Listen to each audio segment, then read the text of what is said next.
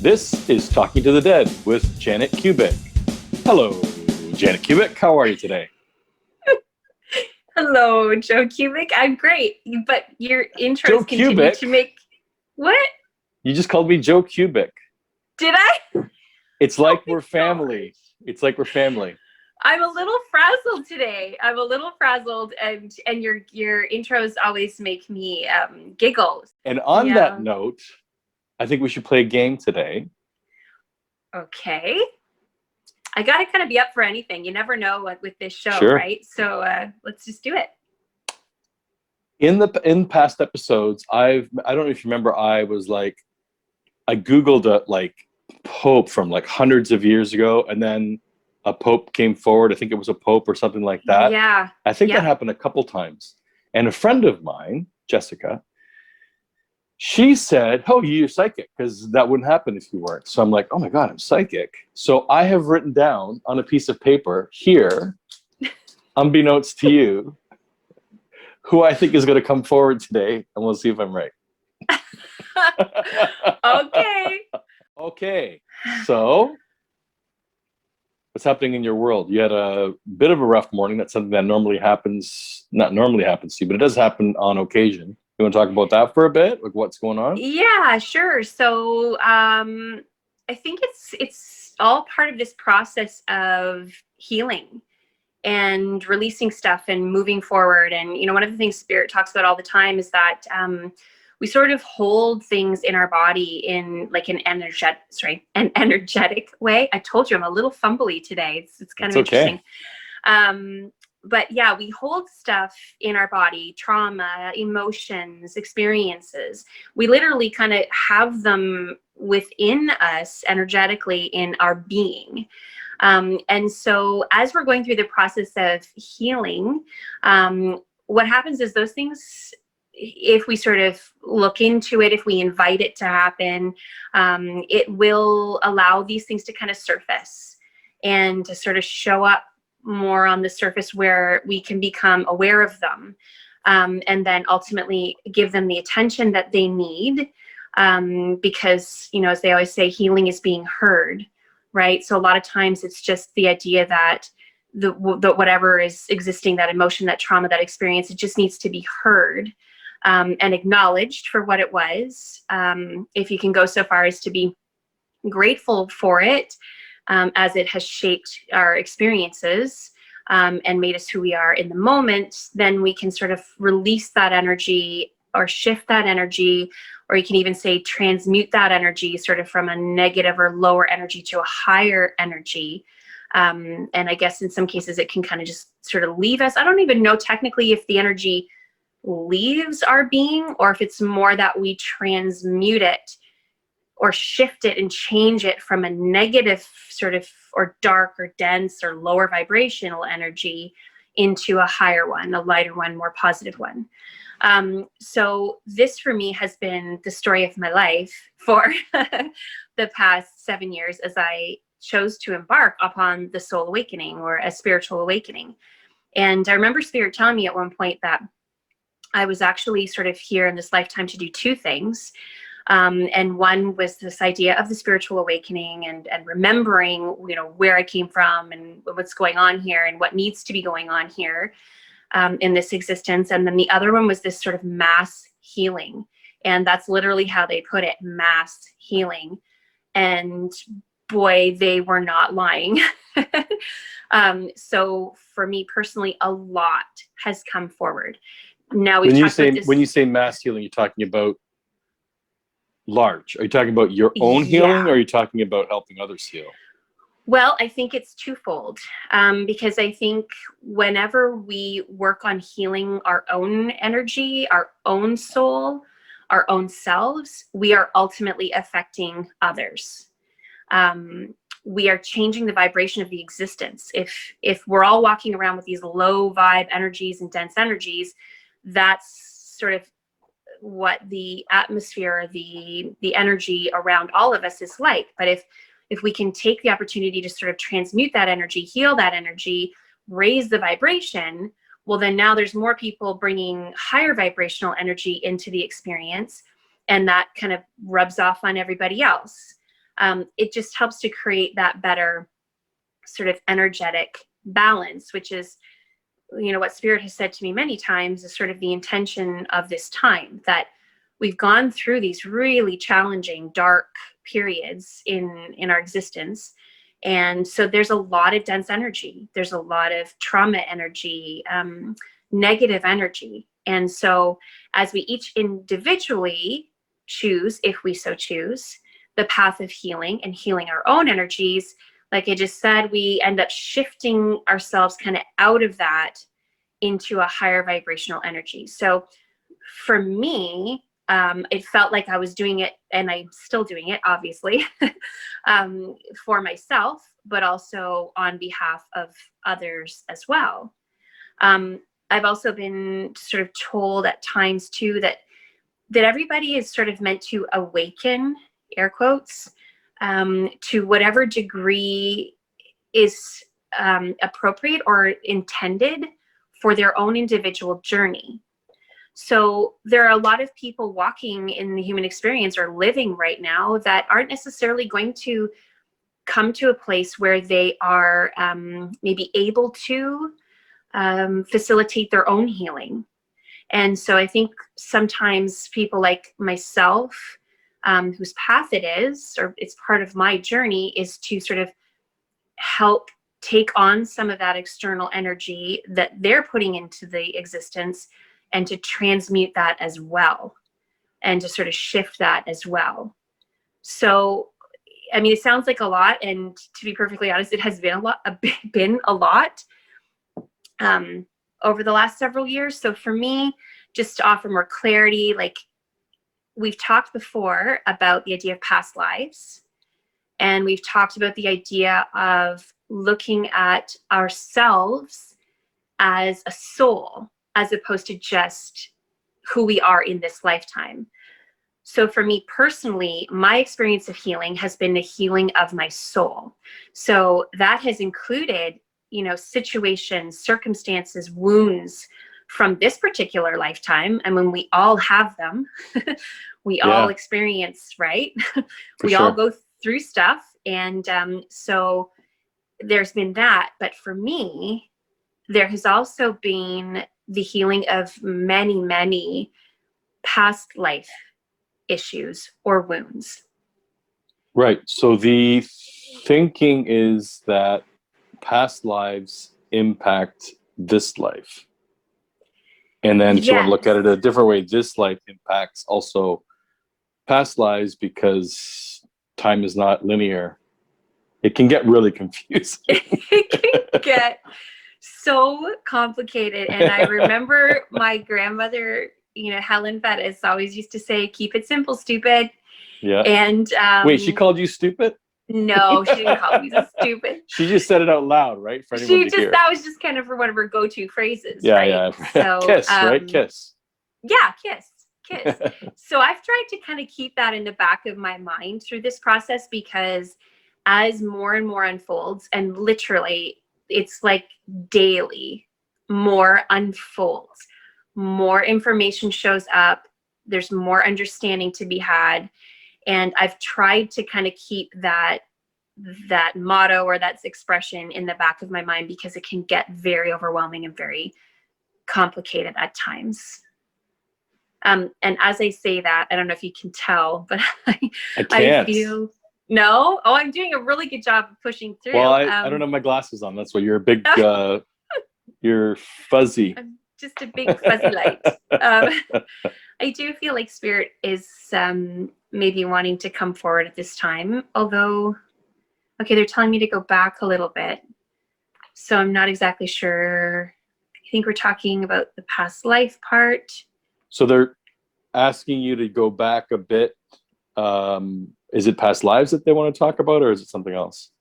Yeah, I think it's that part where I think I mentioned earlier that through my process of healing, I was bringing forward these past life wounds to heal. And I think they might want some more elaboration on that. So I'm going to keep going. And then if they jump in, they jump in. So as I was saying, multiple past life scenarios or situations came forward for me. And I think you said just a moment ago, Joe, that it's interesting how past lives are carried forward. Like there's an interconnection between them all. So I discovered there were multiple things in this particular lifetime that didn't make a lot of sense to me. Like one in particular, just as an example, is that from the time I was a child, I was a hypochondriac. And, really? Like, really? Yeah. I've known you for a while. I don't remember that. Like, I know some hypochondriacs, and I never would put you in that category. Well, I don't know to what degree. I mean, but when I was a kid, it was sort of more along the lines of, if I felt something in my body that I didn't understand, like a pain or a discomfort, I would always bring it forward. I would always be like, hey, I'm feeling this. And, oh, okay, now I'm feeling this. And there was always like a sense of worry or concern about it, even just minor things. And that is something that has carried forward with me. And then through the process of healing, I have uncovered a past life situation where I was actually a child and was having very serious symptoms, indicating to me that there were bigger issues. In that case, they were heart issues. But I was living at a time where I was one of 7 children. My mother was trying to manage the fort on her own. My father was off. I believe it was some sort of war scenario. And so I hesitated. How long ago, just out of curiosity, like, is this 100 years ago? Is it 1,000 years ago? Do you have any indication of that? I probably did at the time when I really delved into it and wrote about it and connected with it, but I'm not really remembering that piece right now. Right. I do know that I was wearing just like a little peasant dress and an apron. It was a small farmhouse that we lived in. And it does feel like it was connected to the States somewhere in the United States. And in that lifetime, when I was feeling all of these symptoms, I didn't want to put any pressure on my mom. Right, because she's raising 6 other kids, yeah. Yeah, and my understanding was that I was the eldest. And so I carried a lot of responsibility and didn't want to burden her. So unfortunately, I didn't speak up about the issues and the symptoms. And I passed very suddenly from heart attack. I believe I was age 17. Wow. Yeah. And as I talk about it, I'm tingling. And of course, obviously, there's a lot of emotion connected to that. So it's challenging. But because from your perspective, it's almost like you're reliving it. It's not like watching a movie. You're actually, it's happening to you presently, but not happening to you at the same time. It's not like watching a movie where then you turn it off and you go to bed, right? Yeah. And, as I was working through some stuff, not even that long ago, I think the phrase from Spirit was that the soul remembers. So we remember, we feel those feelings, we feel what we felt, we feel what goes along with those wounds and those experiences. So again, not to get into that too deeply, but although we just kind of did, but anyway, just sort of an example or an idea of how things that are present for us in this incarnation or in this lifetime are carried forward or can be healed or explained by delving into the idea of our soul's history, as opposed to just our own personal history in this lifetime. And so for me, that has been a very significant piece of this sort of mass healing that I personally have been experiencing. Wow. Interesting. I wasn't sort of expecting to get so deep today, but and actually, as I say that, I think part of the reason for that, and I feel like Myrtle is sort of starting to kind of chime in a little bit here. She says the world or existence in its entirety is in the very early or beginning stages of its own mass healing. So sorry, say that again. Oh, sure. Say that again. I don't know. Yeah. You're saying the earth is in masculine? Are you talking about the physical Mother Earth? Or are you talking about the people on the earth? Okay, let me ask her. So she says the existence in its entirety. Wow. So that being the physical planet, which has endured much strife and trauma over its existence, as well as those walking in the human race at this time and those who have previously walked beforehand or prior. The existence in its entirety is in the early and beginning stages of its own mass healing. She says, this is why we are calling your attention, our attention, the attention today to this process and what this process looks like and how best to traverse it in order to sort of reap the benefits from it as best as we possibly can. Now I'm going to pause there for 1 second because this to me does not feel like Myrtle. Okay. Okay. I don't know if you, Joe, could tell or if the listener could tell.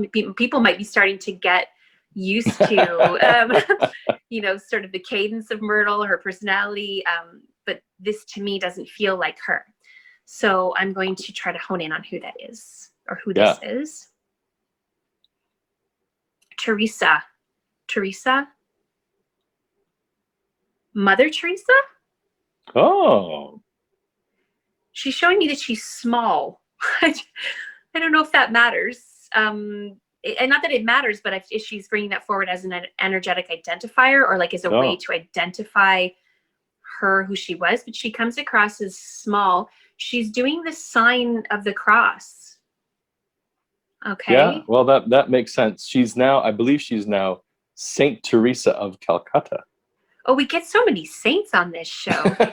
but yeah, I think most people know her as Mother Teresa. Okay. And forgive my ignorance, but is she still living or has she passed? She passed away years ago. They don't make people saints if they're living. Oh, you learn something new every day. Yeah. Okay. There you go. Cool. All right. Well, let's see. Because yes, she sort of continues with this. She's also showing me holding beads. She says so much rigmarole. She says there's so much rigmarole put in place to really just get to what is the heart of the matter. And she says, which truly is the heart. She says, we are in the process of shifting the world back to a heart-led species, one that takes the onus off the workings of the mind and shifts it back to the feeling and the guidance of the heart and the soul. She says, however, in order to do that, there's much healing of the heart needed. Okay, she sort of paused. Did you want to interject, or do you want me to go back to her and see if she has more to say? No, just some. I thought she died about 10 years ago, but I was wrong. She died in 1997. So.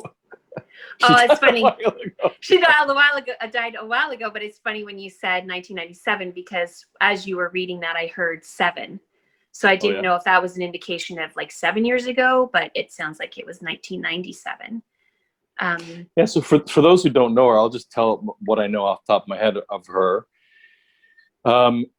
She was kind of like, this is my own issue, but females in the Roman Catholic religion can't be priests, bishops, cardinals, or popes. That bothers me, of course. But that's a different discussion for a different day. But Mother Teresa was kind of viewed as like the highest female, and really not even just in the Roman Catholic Church, but in sort of spirituality. She was a very public figure. You have to be pretty young not to know who she is. I think most people just have the image of her, but I don't think she was born in India, but I think she moved to Calcutta and helped out with children and poverty and sort of she you know how they say it's easier said than done. She did things. She actually did actions, and I think tried to teach through doing, not just saying, oh, we have to donate money to the impoverished. No, she would go there and physically try and help them. And my favorite Mother Teresa quote, I'm pretty sure it's her. But someone said, are you going to the anti-war rally in India or whatever it was? And she said something along the lines of, I don't do that type of thing, but when there's a peace rally, call me. Oh, so wow. Yeah, she was all about promoting peace. And so, I mean, there is a difference between anti-war and peace, right? Yes. So that to me is always one of the quotations that sort of stuck in my head. Wow. And as you're talking, Joe, she is bringing some more information forward. And the image that she showed me actually just before you brought it up was her sitting on the ground, a dirt ground, outside of what looks like sort of a straw and mud type of hut or home. And she has children, black-skinned children, or dark-skinned children that are sort of sitting with her and on her lap and around her. And she was saying that she sings to them. She tried to heal through singing, because I didn't know that. She says there's a joy to be found in the resonance of the human voice when it is being used to sing joyfully. And she says this is going to be a piece for all of you in moving forward as we work together to mend those broken hearts. And then again, she sort of pauses. I feel like she's definitely still here. She might have more to say, but there was definitely a pause there. So I'm just going to honor that for a moment. She says, yes, my work was tangible.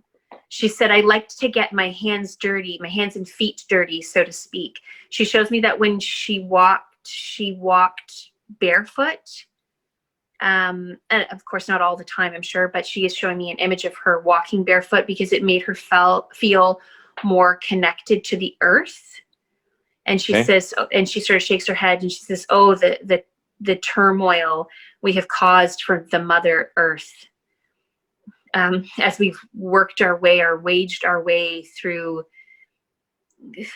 the darker energies of this experience, or the darker experiences of the human existence. I don't think she said energies. I think I might have interjected that word. I just want to be very clear. Yeah. So she says darker experiences. She says, but that aside, she says it is never of benefit to dwell. She says it is never of benefit to focus on the negativity. It's there in order to call our attention to it and for us to hear it and to acknowledge it and recognize it, as you have said previously. But she says it is not up to us to dwell in it. She says, for there's no forward movement if we continue to dwell. There's no progression or progress if we're sort of, and the way I hear it is like, kind of like hanging out in those dark energies, she says, which is why I never chose to go that route or to go that direction. She says it's more about cultivating positive energies. It's more about cultivating love. That is what is going to heal the wounded heart. And she sort of paused again. It's interesting how she's sort of coming in and out, just sort of saying what she needs to say and then pausing, but it still keeps feeling like there's more. She says it may feel like a daunting task to move humanity from its positioning in the dark, so to speak. She says, but know that you are more than well supported, or that you are being supported in abundance at this time. So if you choose to move forward, the best way to do so is by engaging. I'm having some issues with breathing right now. Is through the engagement or the engaging in the process of your own individual soul healings. This is how to move the world forward. She says, yes, it's important for us to be aware, for voices to be heard. She says, but if they're heard in anger, then we're just dwelling. We're just staying or remaining in that angry energy. So yes, speak your truth. Allow the ills of the world to be called to attention, to be called to the table, so to speak, is kind of the way I hear it. But then do not dwell. You cannot resolve the issue by being angry or through anger. It's going to come as we move forward in love, self-love, love for one another, honoring and acceptance, or the honor and acceptance of the individual journey. And again, she pauses. Yeah, it's like she says it, and then it's like she wants you to kind of think about what she's saying. You know, she doesn't want you to just come all like barreling at you, which is, we've had that experience before, right? Sometimes spirit just kind of unloads, but she has a different style, a different approach to bringing the messages forward. So basically, she is like the anti-TikTok, because on TikTok, it's like they say 12-second messages and keep the pace moving, and she would just say a few words and then like breathe it in, folks, right? Think about it. Yeah. Well, and that's so interesting too, though. I mean, because I think it was Charlie Chaplin the other day who came forward, and I think it was on air, when we were on air, that he was talking about the idea of how things are going to change again, where we're going to start to, through entertainment and media, we're going to start to slow back down. And I know we've talked about this before with the whole idea of COVID and what that's bringing forward for us. But I think, yeah, we're going to start as a race, as a society, we're going to start to slow down. And I think that's going to be really beneficial for all of us in the long run. We've gotten so fast paced. I mean, the media situation at this point is, or social media and all those things, is a prime example. It's just, everything's urgent. Everything's coming at you a mile a minute, and there's just no time to even breathe. So I definitely feel like we are moving in that direction of sort of slowing. And I also think that that's important for us as we move through the process of healing, because the process of healing takes introspection, and it takes time, and it takes energy. And I am super fortunate to have been in a position over the last 7 years, just in my own circumstances, like my familial circumstances, etc., that I've really had that time to delve in and to, spend days crying on the couch. And, I'm not saying everybody's going to go through that, but for my own personal experience, that is what happened for me. And I was really blessed to have that time. And I think what's happening is that the world is shifting in order to give us all more of that time to be able to be with ourselves, to, like we've said, I think probably 1,000 times now on this podcast, to slow down and look inward. Because I really feel like what they're saying and what they're bringing forward is that is how we're going to heal. I mean, we've talked so much about the fact that we're moving into this new age, that we're leaving this stuff behind. And now it almost feels like they're talking more about how we're going to move into this new way of being. A peaceful coexistence all together with the planet. Yeah, and the planet needs it too. I mean, I'm sort of thinking back to some viral videos or whatever I saw at the beginning of COVID or shortly after, where, the animals were running wild in the streets. And are you talking about humans or actual animals? No, I mean actual animals, like because it was so quiet, and so the animals were sort of taking back some of their own space, and that, things like pollution were clearing and things like that. So as we slow down, we're not only giving ourselves the chance to heal, but we're also giving this planet, which is our home. It's like our home base, right? We're giving that entity the time to heal as well. I'm just going to, on that note, see if there's anything more to come forward from spirit. So I just very clearly heard the word self-care. I do feel like the Mother Teresa energy has stepped back, although she hasn't left. But this does feel like another energy. I'm trying to determine if it's Myrtle or not. And if I have to question it, then likely to me it means it isn't. But I'm not quite sure of who it is yet. So I'm going to follow what they're saying, and then we'll see if they identify themselves or themselves. Self-care is of the utmost importance. The ways of the world at this time have you all run ragged.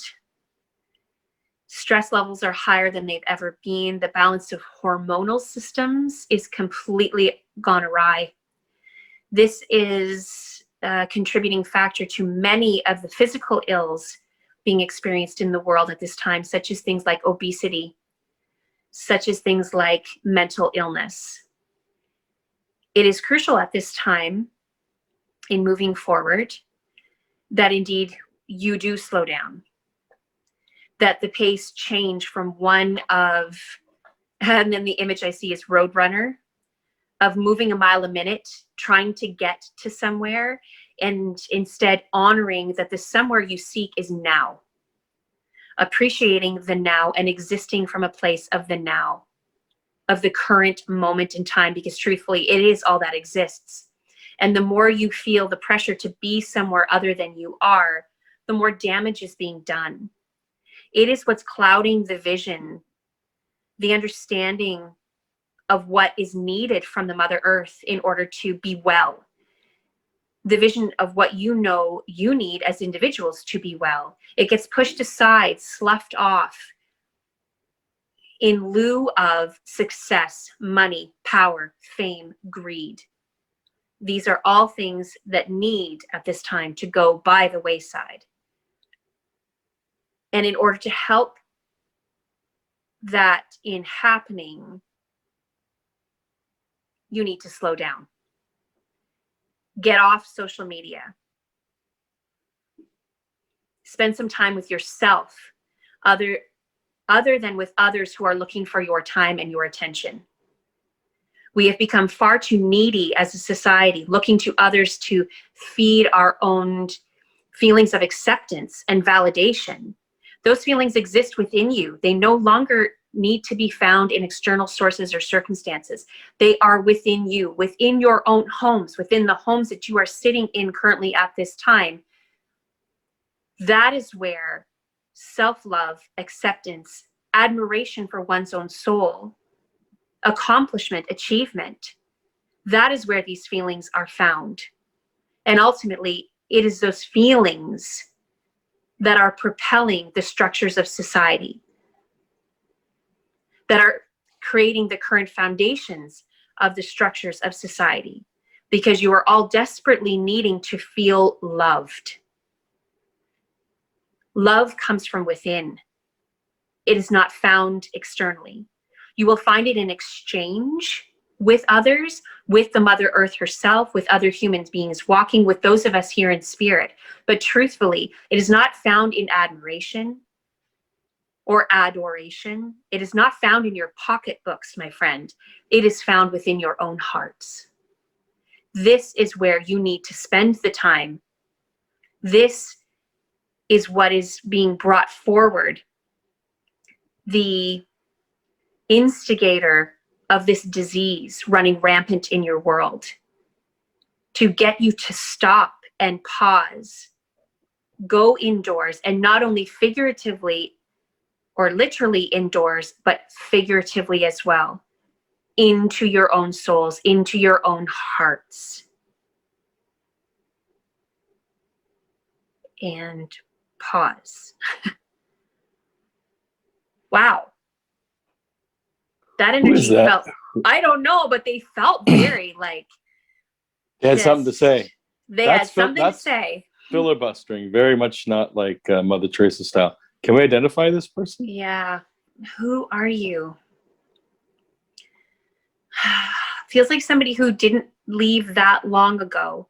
So as opposed to, you know, where we've dealt before, like with entities or energies like, you know, Mary Magdalene or Paul the Apostle. This feels like someone who was here, and he had a very it's a he. Yeah, he had a very poignant, is the word I'm getting, voice while he was here. It feels like he spoke what he felt. It wasn't always overly welcomed or accepted, but it didn't stop him from speaking what he felt. Can we get a name? Stephen Hawking? No. There's a reference to, no, correct me if I'm wrong, but is Stephen Hawking the gentleman who is in a wheelchair? Passed away, but yes, was. He was a physicist, okay. Right? Okay, because that's the image I'm seeing. I'm seeing the gentleman in a wheelchair, and it feels like he maybe can't even speak literally, that he's speaking almost like through a computer. Is this making any sense? He had a I don't know how it worked, but he had some sort of way of, yeah, he spoke through a computer. Like I don't know how he typed it or how he got the information in there, but okay. And that makes sense to me now too, in the way I was feeling it, because it came through in a very like robotic almost sort of way. That's how it felt in my being. Like it was just sort of punchy and low again in my register, and sort of this automated kind of quality to it. If that makes any sense. Okay. Just trying to fill you in. Can he confirm, Professor Hawking, is it you? Did he have a lot of money? I don't know. I wouldn't imagine. Most scientists aren't rolling in the dough unless they're working for a big company. But he wrote books and stuff like that too. So he's making a reference to money. I feel as though this is him, although I'm not getting that like full on yes. But the more we talk about it and talk about him, it is really resonating with what I'm feeling. I'm going to ask him if there's anything else he wants to bring forward. The internet says his net worth at time of death was $20 million. And the internet can't be wrong. Well, I'd say that's a lot of money. Yeah. I mean, he wrote books and did appearances, stuff like that. It feels like he says he spoke his piece. It feels like he didn't shy away from saying what he thought or how he felt while he was here. And he's just sort of done the same thing as he's come forward now. And there's almost sort of a sense of like, get your act together. That maybe sounds kind of rude, and it's not coming from me specifically, but that's kind of the sense that I get, where he's just like, he lived in this experience, it feels, through really challenging circumstances, and yet he still made the most of his experience. So it's like he's kind of saying, this kind of reminds me of George Carlin, I think it was, who's sort of saying like, stop crying about it. You know, stop whining and fussing about all the things that you're having to deal with, and just do the work that needs to be done. And that is not chasing some dream of fame and fortune. And again, this exterior admiration. He says it's about doing the interior or internal work. That's what's going to serve you all well, he says. And he just sort of said thank you, but it was weird. It was, I don't know, it's just a weird kind of a thing. It almost felt like his hand sort of went up in a way, and like as an acknowledgement of thank you. And then I do see the wheelchair like reversing and backing up. Okay, I'm going to say that's Stephen Hawking. Yeah. He's hanging out with Mother Teresa. It's such a weird podcast that we have, Janet. Wow. You just never know what they're going to say. Yeah. Amazing. Anything else from he's gone? Is Mother Teresa still there? Does she have anything to add? I guess for the listener and viewer, you can see that there's, like you were saying earlier about, can people tell when it's Myrtle speaking by now? If they've been following all the podcasts, we're in the 20s now in terms of numbers. Yeah. I mean, definitely a difference in style between Mother Teresa and Stephen Hawking, right? Like, I knew for sure it was not her because I'm sort of observing the pacing of her earlier in the show. Yeah. And just with the way it was being presented, I felt like it was a male energy. There's also a distinction between typically the way men and women come across as spirits. Hard to, I don't know, it's just a feeling. I don't know. Yeah, and that's the thing. It really is about feeling.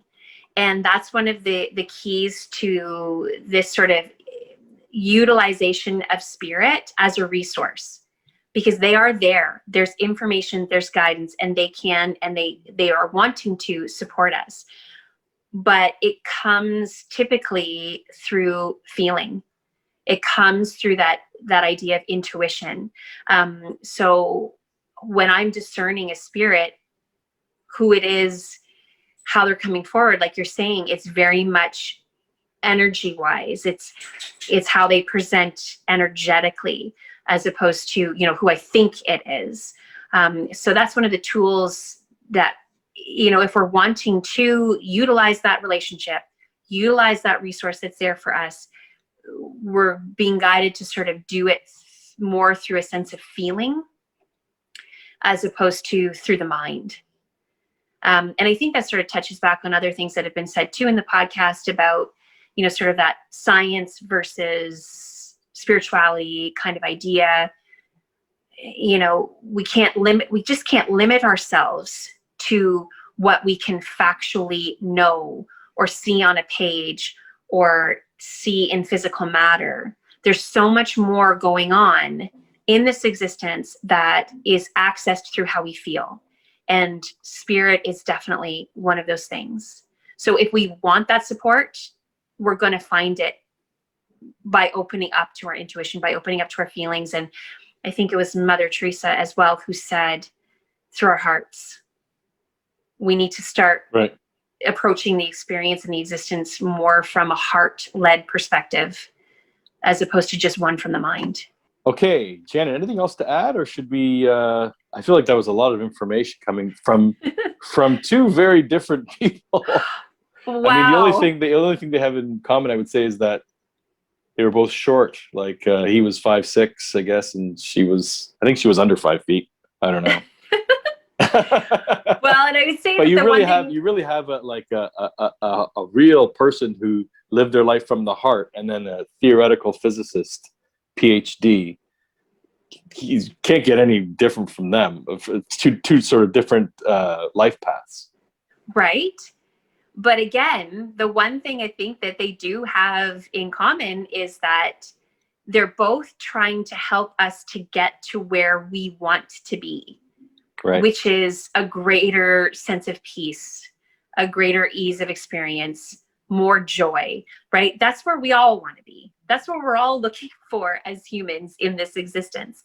And so two very different approaches, but at the same time, that unity or camaraderie or oneness in terms of their message. They're just, their approach as to how to deliver it is different, but I think ultimately they're both saying the same thing.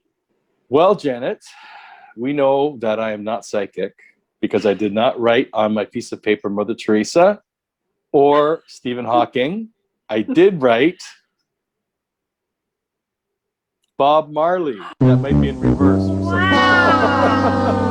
Oh, how cool would that be? Yeah, I kept hearing little reggae references the last few days, so I thought it's going to be Bob Marley if I'm psychic. I'm not psychic. But Bob, this is your official invitation to come forward for another show. Right. Love to have you.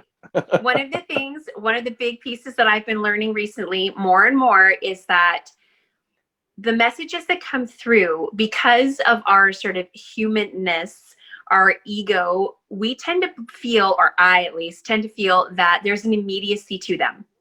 That, if they say something one day, it's going to happen the next. Or, if I get a piece of guidance or information, that it's it's coming almost right around the corner. And what I've come to understand, because I've been experiencing this for the last 7 years, is that information will kind of pop in, and sometimes it takes years before it actually sort of manifests or materializes. So with that said, maybe he's the next guest on the next episode.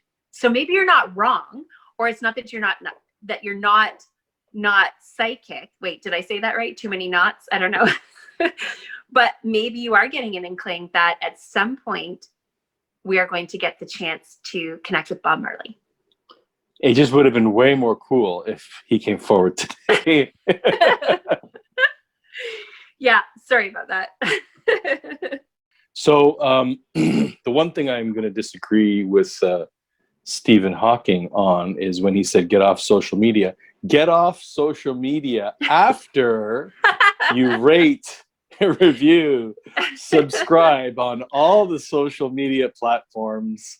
And of course, visit janetkubic.com, sign up for her email list, which technically isn't considered social media. And when a new podcast comes out, we'll send you a quick email letting you know the topic, and then you just click a link and it's easy to watch or view on podcasting software. Okay? Fair enough, yes. Okay, thank you, Mother Teresa. Stephen Hawking, I think Myrtle was sort of guiding him in and out. She's the doorman, door person. Janet, thank you, and see you soon. Thanks, Joe, and thanks everybody for watching or listening. See you later.